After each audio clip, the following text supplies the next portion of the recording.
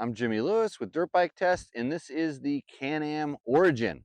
It's Can-Am's rebirth into the motorcycle world. Remember, they used to make dirt bikes back in the day. They actually won some hare scrambles championships and things, but they sort of disappeared. They're part of a larger company, BRP, that does everything from side-by-sides to boat motors to all different kinds of stuff. They know how to make things, make vehicles. They even make airplane motors, maybe even whole airplanes. But this is their rebirth into the motorcycle market, and this is electric. So it has the Rotax e-Power, which is a battery and a motor. So Dirt Bike Test, we like to test things kind of as they're designed, and we take them off-road, hence Dirt Bike Test. This one is designed as an urban commuter. So Can-Am doesn't really want to call it a dirt bike, and they don't really want to call it an adventure bike, and we're not sure why. Maybe it has something to do with the range of the bike, but that's the big question in electric stuff right now is like, what's the range? And also like, what's the versatility and what are they designed for? So they obviously feel pretty confident to let us take it out in the dirt because we did do some jumps. In fact, we just took it and saw how fast it goes. It goes 80 miles an hour, and we think there's a limit in the thing because there was a tailwind and it seemed like it just didn't want to go any faster than that, not because it didn't have enough power. So what is this bike all about? Well, first of all, it's heavy. The very first thing I noticed when I got into this bike was when I picked it up off the side stand, I went, wow, which it doesn't look as heavy to me. Other people have said differently. It doesn't look as heavy as it feels. And we put it on a scale because I had to check this out. 410 pounds. So it is heavy, although it doesn't really ride that heavy. When you hop on it, to me, it has more of a mid-sized feel.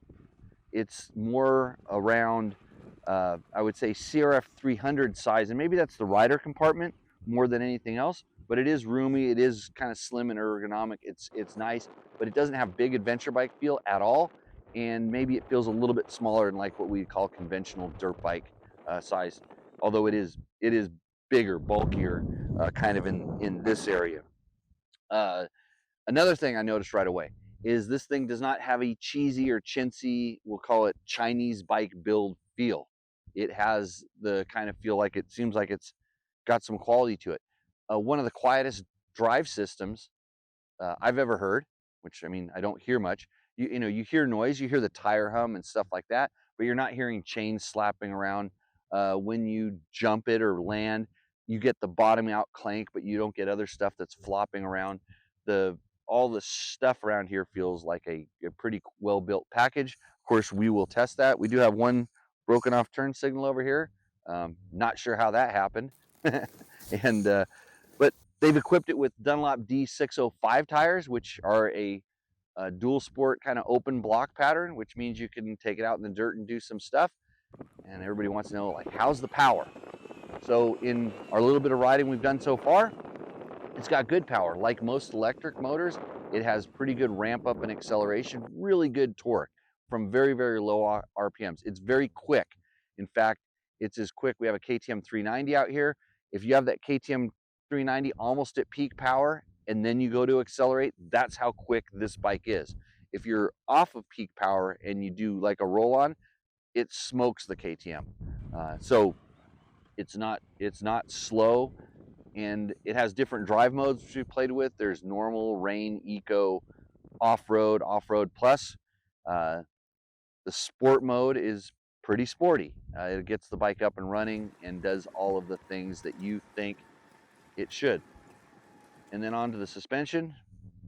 We did jump it, we bounced around. It's firm, like on the street. It was firm. It gave kind of a more sporty ride. Suspension is non-adjustable, by the way. The seat was pretty good for sitting down, although I have to ride it a lot more to find out how comfortable it really is.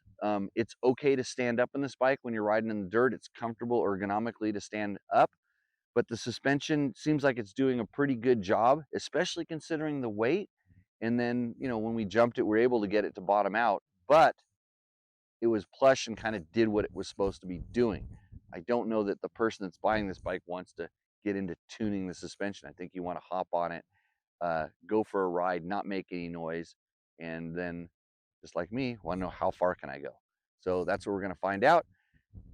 Follow us over at dirtbiketest.com and all of our social channels. If you have any questions, put them in the comments and we will get you those answers. So with that, I'm going to silently go riding and I will see you out on the trail. Cheers.